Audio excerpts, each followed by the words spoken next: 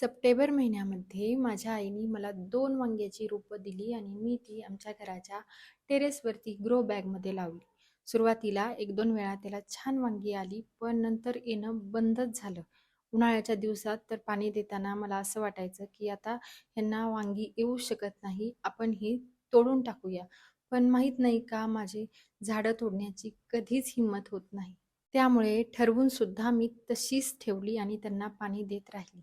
पण जसा पहिला पाऊस झाला तशी इतकी मस्त कळी लागलेली आहे वांग्यांना आणि त्याचीच आज मला ही अशी मस्त 4 वांगी भेटलेली आहेत आणि त्यांची मी छान मसालेदार रेसिपी बनवलेली आहे. ही वांग्याची भाजी बनवण्यासाठी मी डिस्क्रिप्शन बॉक्समध्ये जे मसाले मेन्शन केलेले आहेत ते भाजून घेतले आणि बारीक केले.